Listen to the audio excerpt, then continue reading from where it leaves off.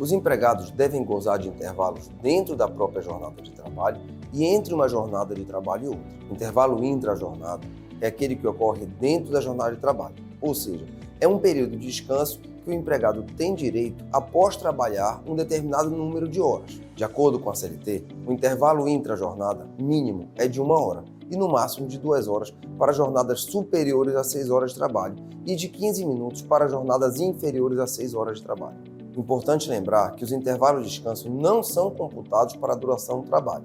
Assim, o empregado, por exemplo, que trabalhe 8 horas por dia, deve trabalhar 4 horas, gozar o descanso de 1 hora ou 2 e trabalhar mais 4 horas para completar sua jornada de trabalho. Caso o empregado trabalhe durante o intervalo intra-jornada, esse período deverá ser pago com acréscimo de no mínimo 50% do valor da hora normal de trabalho. Com a entrada em vigor da reforma trabalhista, 2 importantes alterações ocorreram a respeito deste pagamento. Primeiro, que a parcela passou a ter natureza indenizatória, ou seja, se houver pagamento, sobre o valor não incidirá, por exemplo, o INSS e o FGTS. Outra mudança diz respeito à quantidade a ser paga. Antes, se houvesse parcial supressão do intervalo, o empregador era obrigado a remunerar integralmente a jornada de trabalho. Agora não, sendo devido apenas os minutos suprimidos e, repito, de forma indenizatória. Já o intervalo interjornada é o período de descanso entre uma jornada de trabalho e outra. De acordo com a CLT, esse intervalo deve ser de no mínimo 11 horas consecutivas.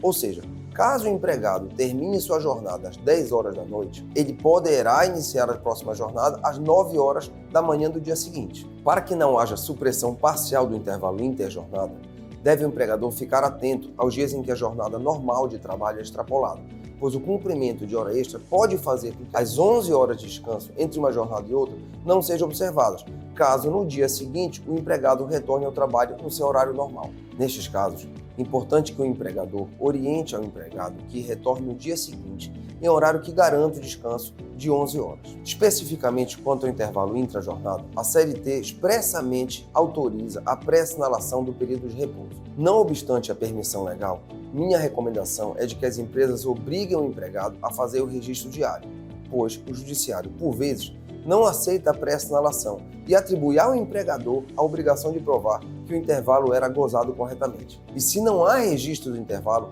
pode ser grande a dificuldade de comprovação, ou seja, o recurso da pré-assinalação somente deve ser usado em última hipótese. É importante que as empresas estejam atentas a essas obrigações legais e respeitem o direito dos seus empregados quanto aos intervalos. Para evitar problemas, é recomendável que as empresas orientem seus gestores e funcionários sobre as obrigações legais quanto aos intervalos e que tenham uma política clara e efetiva de controle do cumprimento dessas obrigações, visando o bem-estar e a saúde dos seus empregados. Essas foram as minhas orientações sobre os intervalos intrajornada e interjornada. Se você quiser saber mais sobre esse ou outros temas relacionados ao direito do trabalho, me siga no Instagram e acompanhe meus conteúdos. Um abraço!